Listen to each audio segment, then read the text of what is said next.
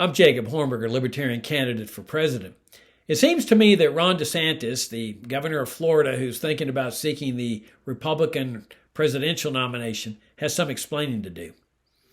He was serving as a JAG officer, a lawyer, and was stationed at the Torture and Prison Center at Guantanamo Bay that the Pentagon and the CIA established after the 9/11 attacks.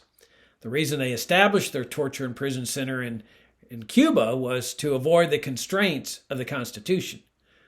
The plan didn't work out. The Supreme Court ultimately assumed jurisdiction, but it was an ironic position to take, given that every U.S. military officer, including DeSantis, makes an oath to support and defend the Constitution.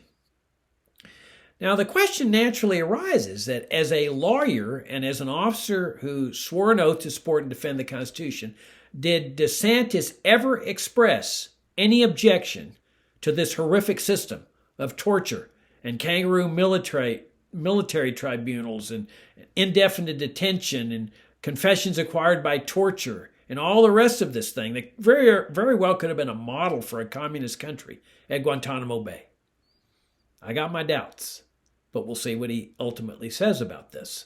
Now we learn that a former prisoner at Guantanamo Bay has written an op-ed in which he alleges that while he was there, they were engaged in a hunger strike as a protest against the horrific conditions to which people were being subjected in this torture and prison center, and that he was being force-fed, which many people consider as a form of torture.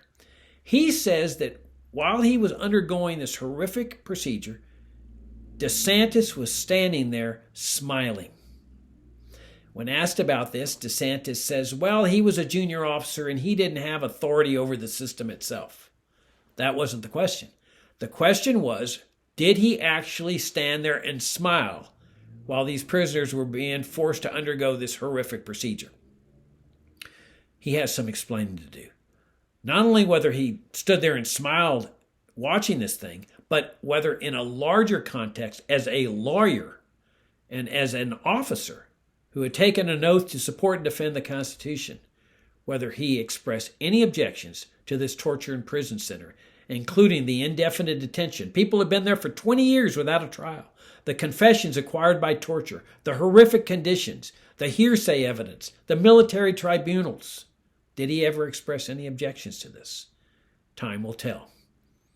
But he has some explaining to do if he seeks to be president of this country.